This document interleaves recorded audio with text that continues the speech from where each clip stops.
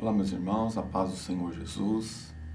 Estamos aqui para cooperar mais uma vez com a Escola Bíblica Dominical. Disponibilizamos aos alunos mais uma ferramenta de estudo para esta lição. Estamos dentro do trimestre que estamos estudando o livro do profeta Isaías, o evangelista do Antigo Testamento. E para hoje nós estaremos estudando a lição de número 4. Eu sou o pastor Evandir. Estamos ali, por misericórdia de Deus, dirigindo a congregação do Jardim das Oliveiras. E também pela graça e misericórdia do Senhor, nós trouxemos o comentário desta revista. E a lição de número 4 tem o título O Chamado de Isaías para o Serviço. E seria sempre interessante, durante o início de cada aula, procurar de uma forma breve, mas importante também contextualizar as lições, já vista que o período todo do livro abrange um período de mais de 50 anos. Então seria sempre interessante dar uma contextualizada, porque nem sempre o cenário da lição do domingo passado será o mesmo da lição do próximo domingo. Durante o livro haverá mudança de reis, então talvez o aluno esteja estudando, mas era o rei tal, no outro domingo já é outro rei. Durante o livro haverá mudança de império dominante, né? Então, de repente é a Síria, uma potência também, que o Egito era muito forte, lá no final já é Babilônia. Também haverá mudança de temas, das quais o livro vai estar descrevendo para várias nações, né? Ameaçando várias nações. Haverá mudança de povos, né? Então seria bom, interessante contextualizar, porque inclusive no decorrer do livro acontece também a queda do império ou do reino do norte, né, de Israel. Então é sempre bom frisar isso, porque as pessoas sempre vão falar, o reino do norte, reino do norte. Então foi justamente nesse período em que o profeta Isaías estava ministrando as mensagens ao reino de Judá, né? Então, no capítulo de número 6, que é o proposto para a lição de hoje, vamos colocar aqui algumas observações como subsídios, né? Então, como uma introdução, contextualizando aqui a situação, havia uma crise política por causa da decadência espiritual que estava instalada em Jerusalém. O rei Uzias, que já reinava há 52 anos, que se fortaleceu muito, alcançou bastante riquezas, mas a sua morte também deixou muitas lacunas a serem preenchidas, né? Já vista também que Uzias, ele já estava há mais de 10 anos sendo rei, porém leproso, né? Afastado do palácio, e o seu filho Jotão estava reinando em seu lugar, né? Então ali havia as questões políticas em que os parentes próximos de Judá, que era Israel, né, os seus irmãos ali, Israel estava se ajuntando com Síria, né, que seria dois reis, Peca e Rezim, se juntando com Israel e Síria para atacar Judá. E Judá, por sua vez, vai, ao invés de buscar o Senhor, vai pedir ajuda para o Egito, vai pedir ajuda para a Síria, né? Quando ele pede ajuda para a Síria impõe tributos pesados, né? Então, Judá estava sendo ameaçado por Israel e pela Síria, vai pedir ajuda para a Síria vai dar uma ajuda, mas vai impor tributos pesados, cargas pesadas que o rei de Judá tinha que pagar. De repente a Síria para de ajudar, ele vai buscar ajuda no Egito. Então todo esse inteirinho era o momento em que Isaías estava iniciando suas mensagens proféticas, né? E isso levou ao povo de Judá a viver uma decadência espiritual e também problemas administrativos, porque afligia-se muito o povo para poder honrar com as proteções que eles esperavam receber de outros impérios contra os ataques que estavam sofrendo, né? Eu coloquei aqui para mim que existia um colapso instalado na cidade, devido à exploração dos ricos e pobres, misérias. Então tudo isso, a mensagem do profeta, que ele vai dizer, ai disso, ai daquilo, ai das leis injustas. Isaías vai falar que eles estavam sendo pior do que os próprios animais. Então Isaías vai ter uma mensagem contra eles de uma forma bem desafiadora, e eu até vejo que o profeta corria sérios riscos, né? Todavia o Senhor era na vida do profeta Isaías, né?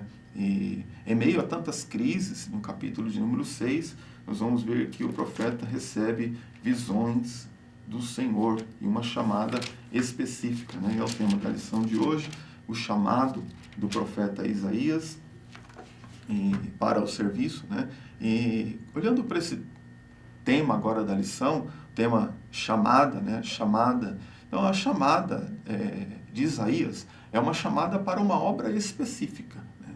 Então, nem todos são chamados para a obra específica. Mas olhando para o contexto geral da Bíblia, existe a chamada para todos para a salvação. Inclusive, o próprio Isaías, no capítulo 45, né? Pensando no título da lição, vou colocar essa referência, Isaías 45, versículo 22. Olhai para mim, todos e sereis salvos. Então, o profeta Isaías, assim como também lá no Novo Testamento, em Tito 2:11, trazendo salvação para todos os homens, ele já pregava, Isaías já pregava a salvação para todos os homens, né? Então, é um chamado de Deus para a salvação para todos os homens. E chamado ao arrependimento é visto também na vida dos outros profetas, né? Tanto no Antigo como no Novo Testamento. Isso é um chamado para a salvação, é um chamado para o arrependimento. Dentre os que são chamados para serem salvos, existe aqueles que são chamados para um ministério especial, mas o chamado de Isaías é para uma obra específica. Nós entendemos que seria como o chamado, por exemplo, de Abraão, né? Deus chama Abraão para uma obra específica. Deus chama Moisés para uma obra específica. Deus chamou, no Novo Testamento, Paulo, né? Apartai-me a mim, a Bernabé e a Saulo para a obra que eu os tenho chamado. Então, dentro do título da lição, nós temos alguns versículos que queremos considerar, Atos 3:2, né? Isaías 45:22, citamos aqui. E olhando para a Bíblia de Estudo Pentecostal, ela diz assim que a chamada específica de Deus para pregar a sua palavra a um povo espiritualmente cego, surdo e insensível, né? Assim, a Bíblia caracteriza a chamada de Deus para Isaías, uma chamada específica para pregar a mensagem a um povo cego, surdo e insensível. Então, o chamado de Isaías, eu assemelhei ele ao chamado de Abraão, Gênesis capítulo 12, versículo 1, sai da tua terra, ao chamado de Moisés, Êxodo 3:10, eu te enviarei a Faraó, chamado de Isaías, a quem enviarei. Então, um chamado específico, né? Chamado de Abraão, de Moisés, não seguir uma ordem humana e nem uma ordem de familiar. Por exemplo, se fosse chamado para ser um sacerdote, deveria seguir uma ordem da tribo de Levi. Se fosse chamado para ser um rei, seguiria a ordem da tribo de Judá. Então, esses chamados são chamados específicos, né? O chamado de Deus pode ser rejeitado? Ainda pensando no título da lição. Sim, o chamado pode ser rejeitado, né? Então, nós temos lá exemplo do profeta Jonas, recebeu um chamado específico e ele rejeitou, né? Jonas capítulo 1, versículo 3. Depois, o povo, né? Salmo 81, versículo 11. Mas o meu povo não me quis escutar a minha voz, e Israel não me atendeu. Então, é um chamado que foi rejeitado. O próprio Isaías, no capítulo 65, versículo 12, ele vai dizer assim: porquanto chamei e não respondestes, falei e não atendestes, né? Então, Jesus vai citar lá em Mateus capítulo 22, versículo 3, que os chamados chamaram os convidados para as bodas, mas eles não quiseram vir, né? Então, louvamos a Deus que Isaías, quando ele teve o seu chamado, a quem enviarei? Ele disse, eis-me aqui, né? Então, fica para nós aí o exemplo para seguir, disse, tem chamado, dizer o que Isaías disse e não rejeitar, assim como alguns exemplos que rejeitaram o chamado de Deus. Dentro da lição, na introdução, eu gostaria de fazer uma observação.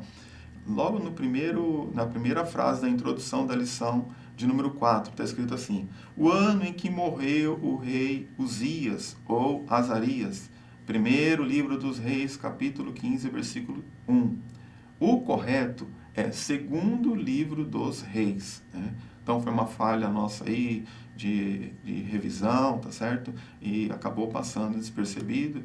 Então o professor dá uma corrigidinha lá, coloca lá segundo livro dos reis ao invés do primeiro livro dos reis, correto? Então, pensando agora na introdução, vamos colocar algum subsídio para você colocar na introdução da sua lição, né? O ano em que morreu o rei Uzias.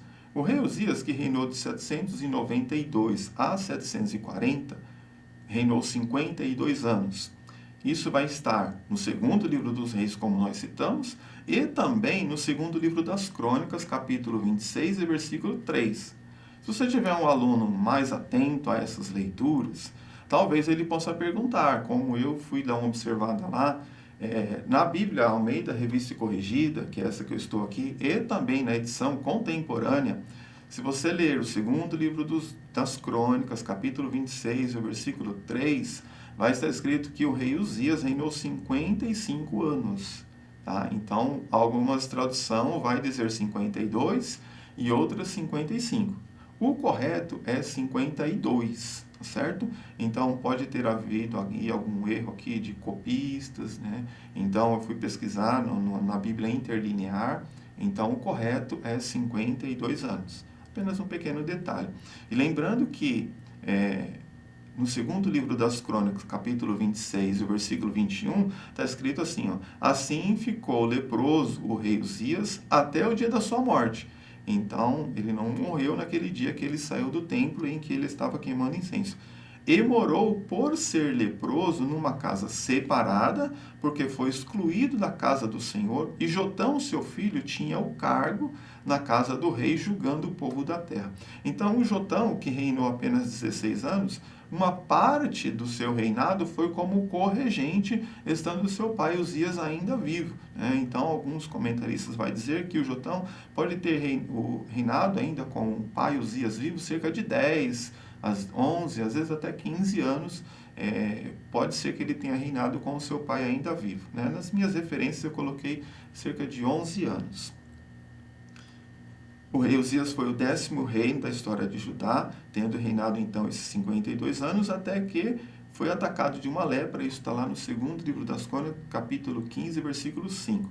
Então, como nós havíamos dito, é sempre bom dar uma contextualizada, dar uma olhada lá no livro dos reis, aquele período no qual se refere às mensagens proféticas. Isso vai trazer bastante tranquilidade e certeza na hora de estar ministrando o estudo na lição da Escola Bíblica Dominical, né? No capítulo 6, nós vamos ver, no ano em que morreu o rei Uzias, eu vi o Senhor assentado sobre um alto e sublime trono. O chamado de Isaías para profeta aconteceu no capítulo 6? Não. O chamado de Isaías para profeta já aconteceu desde o capítulo 1, tá certo?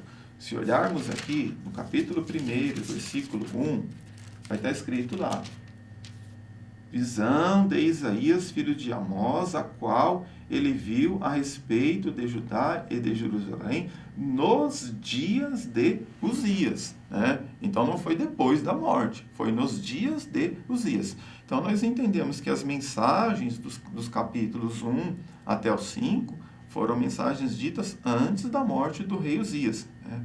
E todavia é claro que a partir do capítulo 6, ele tem então um chamado de uma forma mais específica, né? Digamos que ele entrou em um grau maior de proximidade com Deus e uma certeza do que ele também teria que fazer, né? Até o capítulo de número 5, existe vários ais que o profeta vai mencionar, como nós havíamos dito, né? Ai desta nação pecaminosa. Por quê? A situação espiritual era aquela que nós havíamos dizendo, né? O povo se afastando de Deus, vindo as ameaças das nações vizinhas, e ao invés de buscar ajuda no Senhor, buscando ajuda em outros países mais fortes e oprimindo o povo para mandar o dinheiro para quem estava protegendo eles. Era uma proteção falsa, né? E, na verdade, quando eles quisiam, se voltavam mesmo contra Judá, e aí Judá ia procurar a ajuda de outras pessoas. Então, Isaías capítulo 1, versículo 4, ele fala, ai da nação pecaminosa. Capítulo 3, versículo 9 ai da sua alma, capítulo 3, versículo 11, ai do perverso, né? Capítulo 5, só no capítulo 5 tem 6 ais que o Isaías vai mencionar, né? Então, ai dos que são sábios aos seus próprios olhos, ai do que são heróis para beber vinho, mostrando o quê? A decadência espiritual que o povo estava vivendo.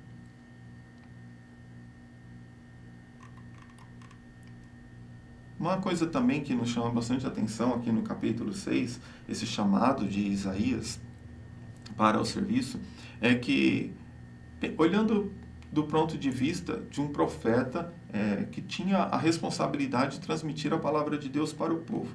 Sabendo o profeta Isaías que a responsabilidade de transmitir a palavra de Deus era algo de muita importância, e ele vendo o rei Uzias, que era rei, que também tinha sido chamado e ungido por Deus, sendo atacado de uma lepra e vivendo leproso e fora do palácio, o profeta Isaías pode ter também tido as suas dúvidas, né, sobre as mensagens que ele estava ministrando. Então, nesse capítulo, ele recebe de Deus uma certeza de que ele tinha, sim, esse chamado e de que ele tinha que cumpri-lo, conforme o Senhor estava lhe mostrando, né? Olhando ainda para a nossa lição, tem um ponto lá, você sabia, falando sobre o que a Bíblia ensina sobre os serafins, né? Então, uma observação interessante que eu vi é que na Bíblia de Estudo Pentecostal também diz que os serafins devem ser um outro nome dos seres viventes revelado em outras partes das Escrituras.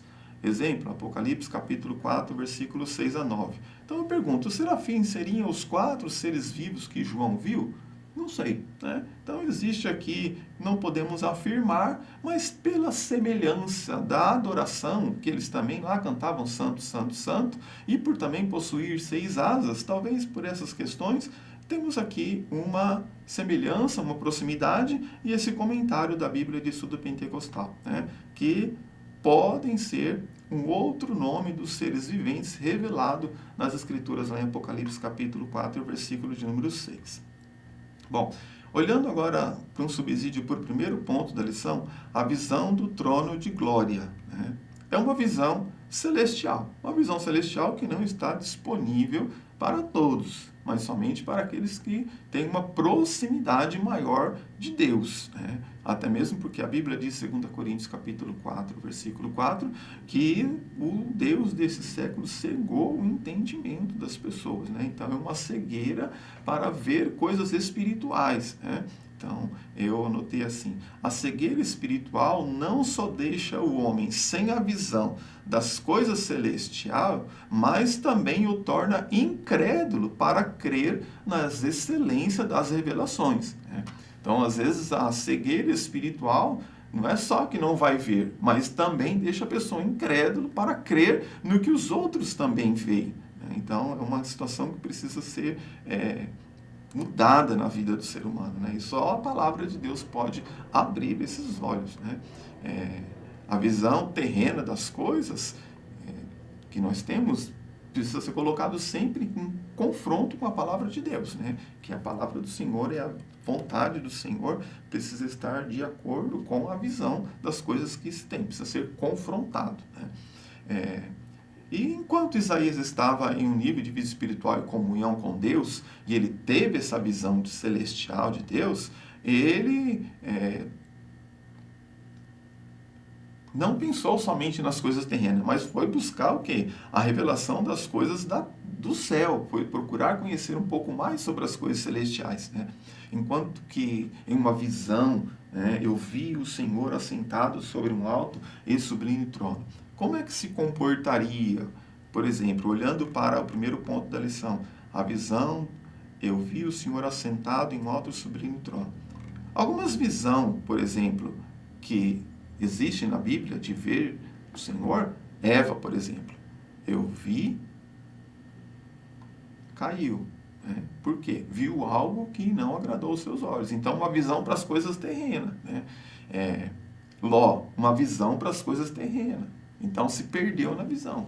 O diabo sabe, irmãos, que a visão é uma das portas de entrada para os desejos da alma. visto que a alma é a sede dos desejos, então ele vai usar o quê? Vai usar a nossa visão para alimentar a nossa alma com os desejos. Então ele vai tentar o quê? Colocar coisas, visões na frente das pessoas para que elas aceitem as oportunidades. Então ele tentou com Eva, colocou lá uma visão, ela viu, caiu, colocou lá em Ló, Ló viu e aceitou. E ele foi tentar com Jesus, né? Levou Jesus até um alto templo e foi mostrar para Jesus, pensando que Jesus ia ver e ia cair também. Então é um olhar, ao invés de olhar para as coisas celestiais, é um olhar para as coisas terrenas. Então o profeta Isaías nos convida a olhar para as coisas celestiais, né? Eu vi o Senhor assentado em um alto e sublime, então, de ser alto, certeza que ele olhou para cima, né? Então, a visão nossa tem que vir das coisas que estão em cima, né? Isaías capítulo 33, do versículo 15 até o 17, é muito interessante, se você puder ler esse versículo, ele vai descrever a conduta daquele que deseja ter visão de coisas celestiais, né? Então, Isaías teve essa visão. Dá uma olhadinha lá, Isaías capítulo 33, versículo 15 até o 17, né? Por quê?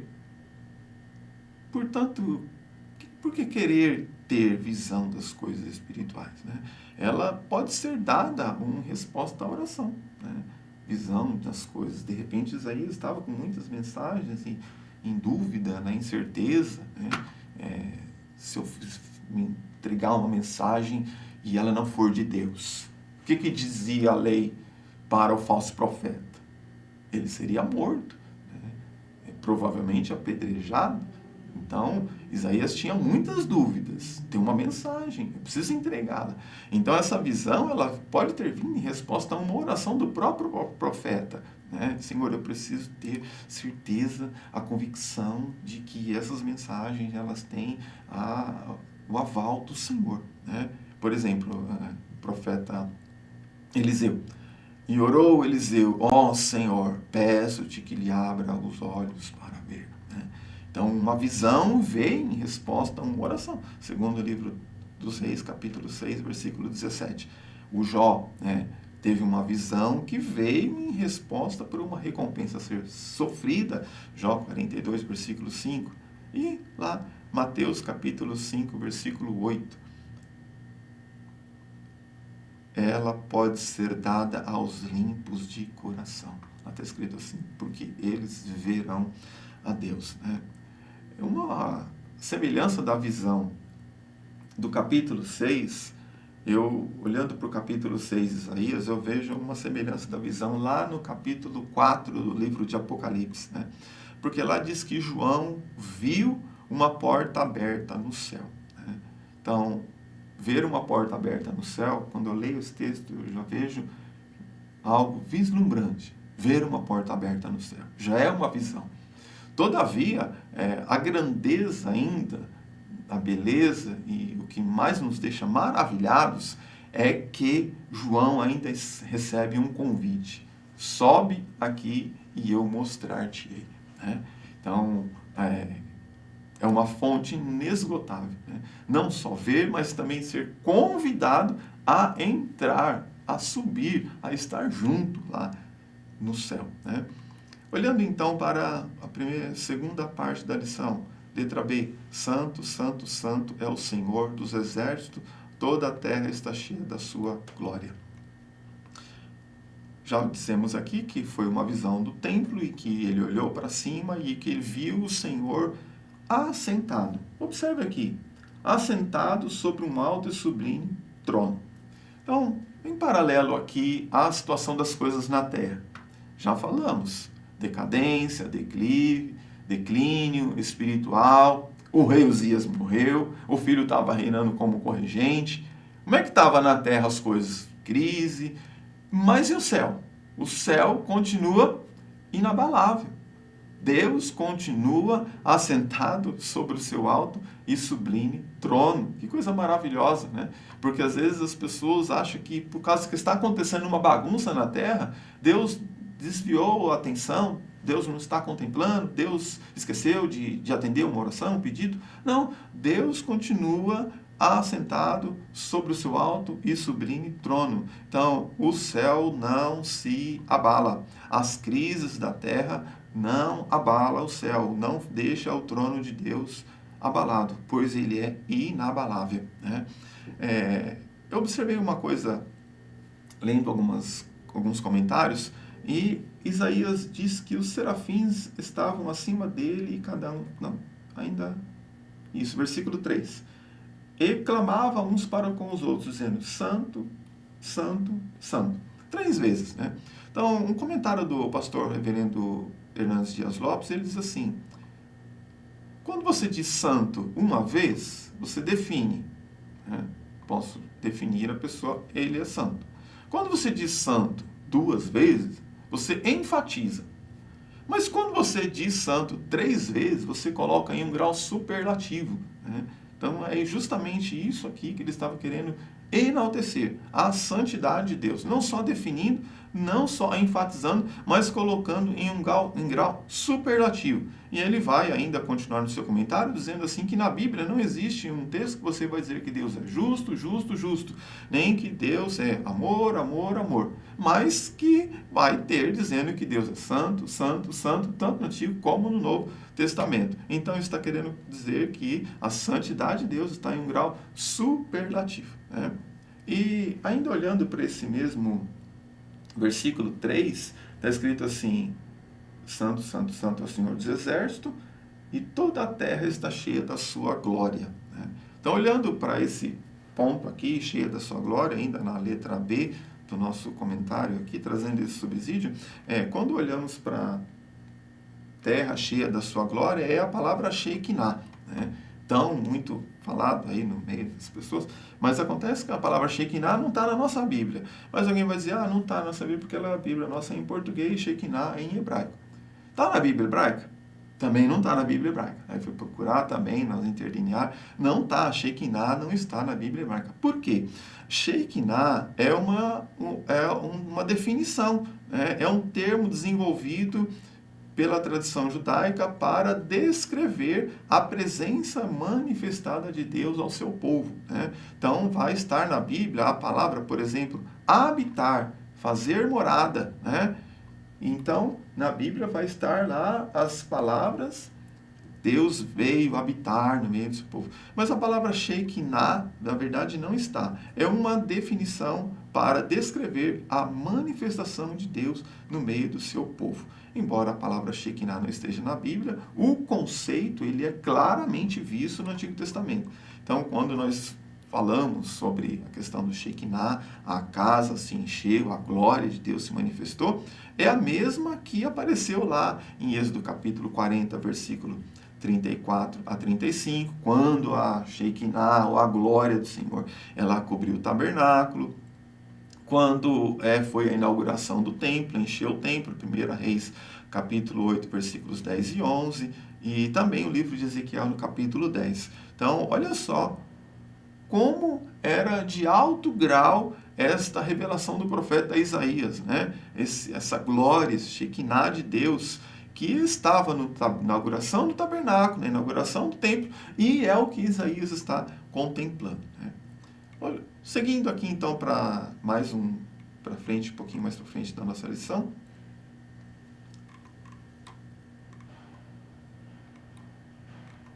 Vamos mais para segundo tópico, a situação dos homens.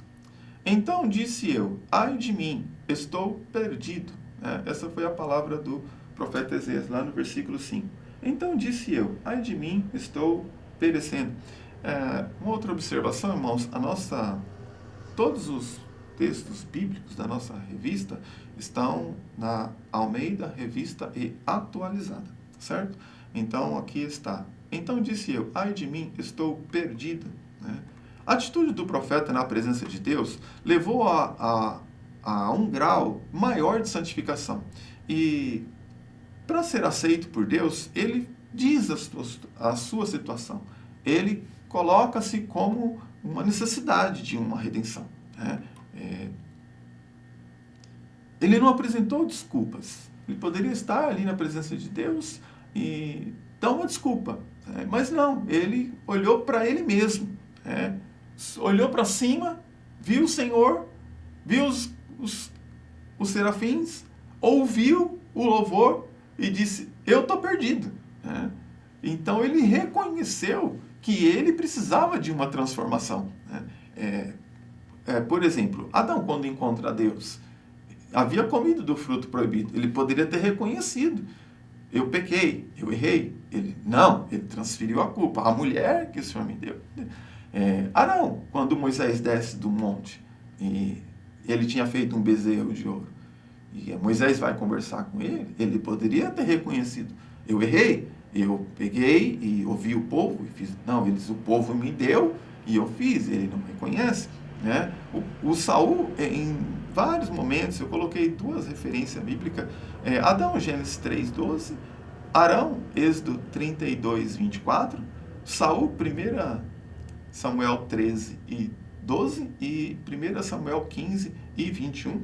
Ele não reconhece, o Saul não reconhece, ele se precipita, Samuel manda ele esperar para oferecer o sacrifício, ele não espera, ele mesmo oferece, depois ele vai lá, toma os despojos lá da guerra e também não reconhece. O Isaías não fez nada disso. Quando ele estava naquele momento, ele disse, ai de mim, eu estou perdido. Então, ouvir a voz de Deus é só ler a Bíblia. A voz de Deus está aqui sendo dita. Todavia, o coração precisa se abrir. Não podemos estar com o coração endurecido e fazer negligente ao que estamos ouvindo, tá certo? Então, precisamos ser assim como Romanos 1:20. Pelos nossos pecados, nós somos indesculpáveis. Fizemos? Senhor, me perdoa. Eu estava meditando aqui ainda hoje, nessa tarde, sobre essa revista, e eu olhei para um texto aqui nas Escrituras, aliás, num texto histórico, e sobre a acusação que Satanás fez contra Lutero. Está lá na história, que Lutero foi acusado pelo diabo sobre vários pecados.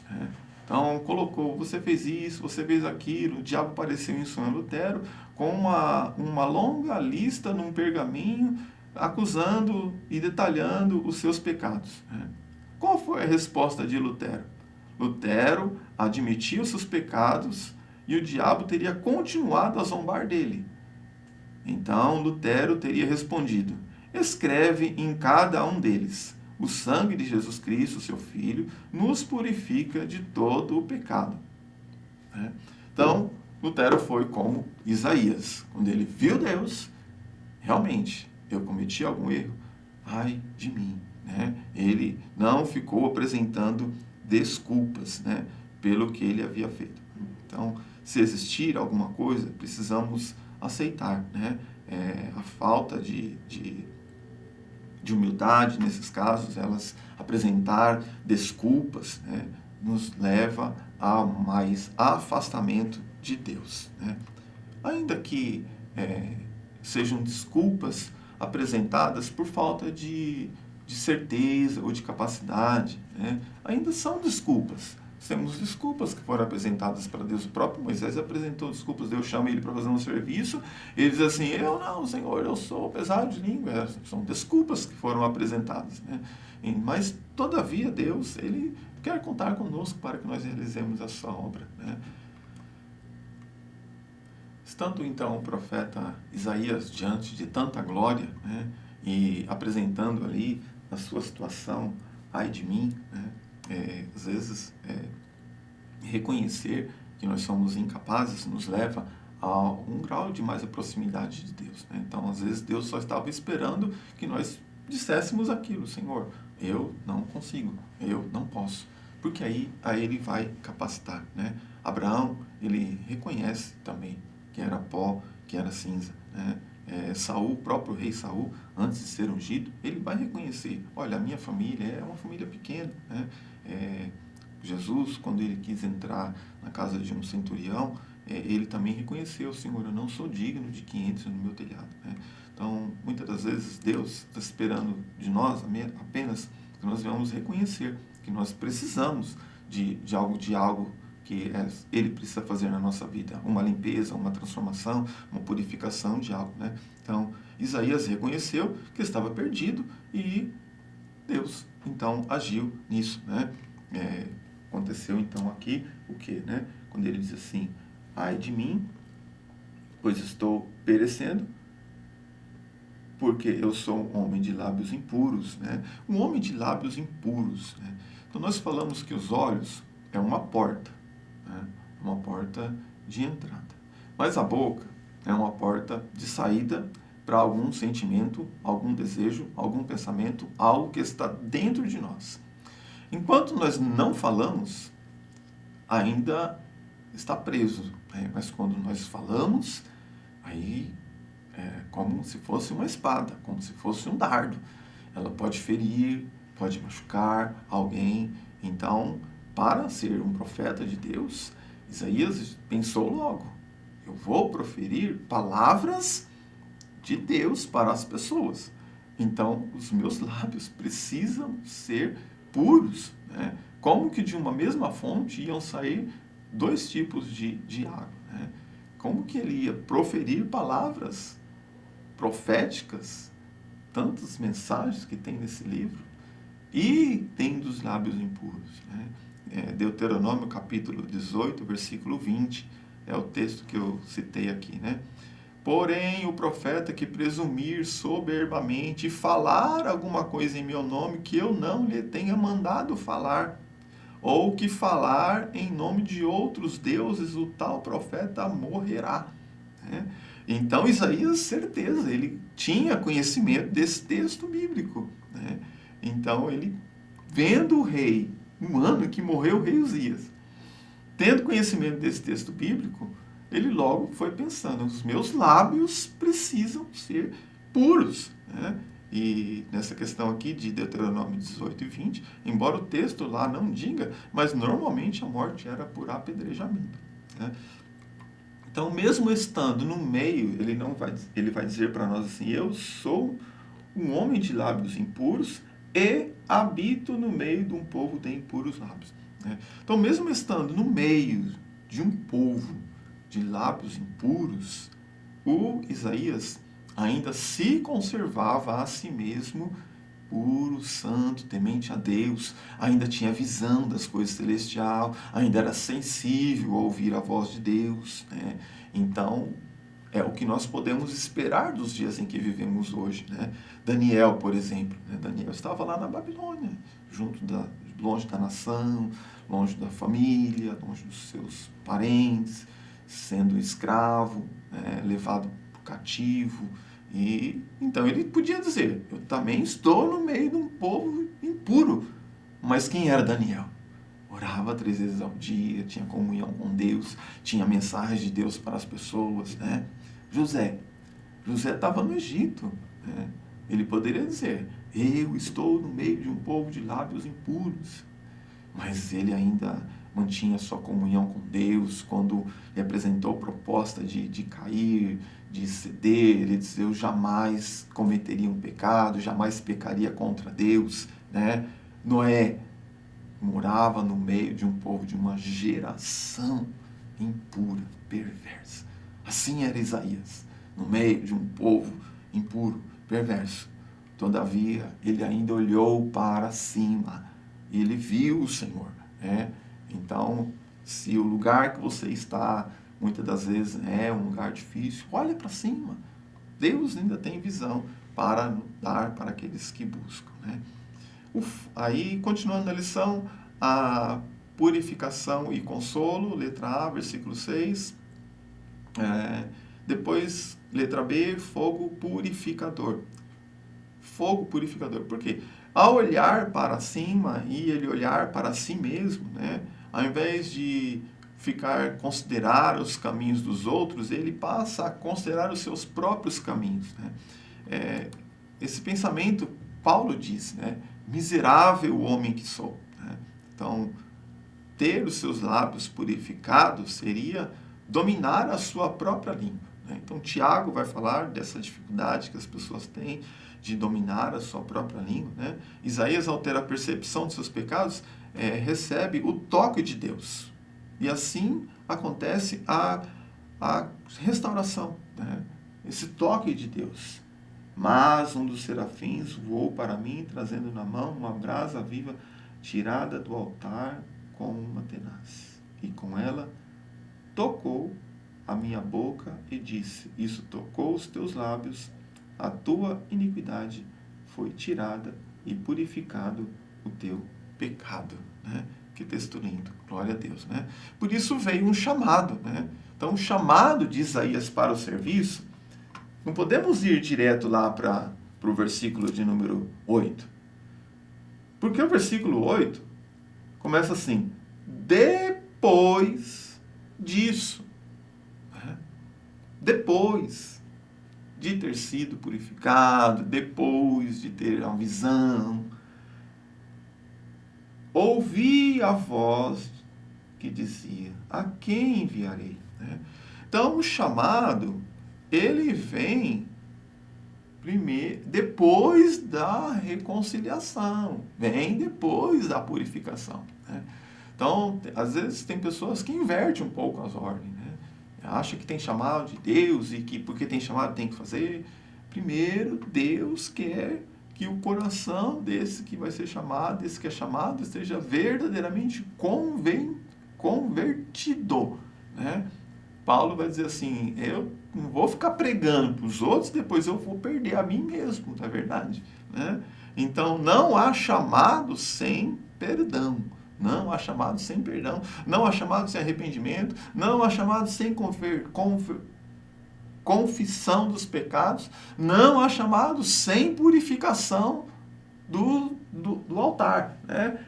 A tua iniquidade foi tirada e purificado foi o teu pecado, é o versículo 7, e o versículo 8 vai dizer depois. Né? Então, o chamado vem depois. Né? Todo aquele que é chamado, ele é purificado, ele é reconciliado com Deus. Por quê? O trabalho para Deus, ele é um grande privilégio. É um grande privilégio você trabalhar na obra do Senhor, trabalhar no reino de Deus. Imagina que Deus tem exércitos celestiais. Ele poderia usar para fazer as coisas que ele precisa fazer. E seres humanos, Deus tem muitos seres humanos na face da terra. Mas se ele escolheu a você, se ele escolheu a mim, sinta-se honrado, é um privilégio, tá certo?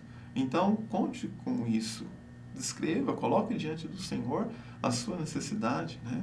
E siga nisso. Capacidade, 2 Coríntios capítulo 3, versículo 5. A nossa capacidade vem de Deus. E aí eu vou olhar para Isaías. Isaías capítulo 50, versículo 4. O Senhor Deus me deu língua instruída. Né? Ou seja, certeza de que a capacidade veio de quem? Veio de Deus. Né? Trabalho para Deus requer dedicação e renúncia. Mas a capacidade vem de Deus. Eu me dedico, eu renuncio, eu tenho que pensar no meu tempo, tenho que ter o meu tempo para fazer a obra do Senhor, mas a capacidade vem de Deus. Né? Às vezes o trabalho pode ser que tenha algum custo para mim, alguma dificuldade de eu abrir mão. Se olhar para Lucas capítulo 10, o bom samaritano. Né? Foi o tempo dele, foi o azeite que ele tinha, foi o vinho que ele tinha, foi a cavalgadura que ele tinha. Percebe que tudo isso ele tinha, era dele. E ele colocou à disposição de um serviço para prestar para outra pessoa. Né? E o dinheiro também, porque ele deixou lá na estalagem e disse: se passar alguma coisa na volta, eu pago. Então, o serviço para Deus, às vezes, pode custar algo que pertence a nós. Precisamos colocar à disposição do Senhor. Né? Estamos prontos para isso? Né? Então, chamado de Isaías para o serviço. Né? O trabalho para Deus deve ser feito com boa vontade. Neemias 11, 2, Salmos 110, versículo 3, Juízes capítulo 5, versículo 2. Trabalho para Deus deve ser feito em cooperação com Deus. Marcos capítulo 16, versículo 20. 1 Coríntios capítulo 3, versículo 9. Trabalho é requerido conforme a capacidade de cada um. Mateus capítulo 25, versículo 22 e 23. Isaías, temos um questionário na nossa revista. Isaías viu o trono vazio porque o rei morreu? Resposta: o trono que Isaías viu jamais ficou vazio, jamais ficou sem rei. Isaías viu o Senhor, da palavra hebraica Yahvé. Isaías viu o Senhor, da palavra Adonai. Ele viu a glória de Jesus, conforme João 12:41. É bom que se leia essa referência lá de João 12:41, para ter esse entendimento desse tópico aqui da lição. E a terceira é uma resposta pessoal. Que Deus abençoe os irmãos, que nós possamos sermos prósperos naquilo que nós fazemos, sermos úteis a Deus e a sua obra. Ore ao Senhor, leia a sua lição, leia a sua Bíblia, e que Deus lhe conceda uma boa aula, em nome de Jesus.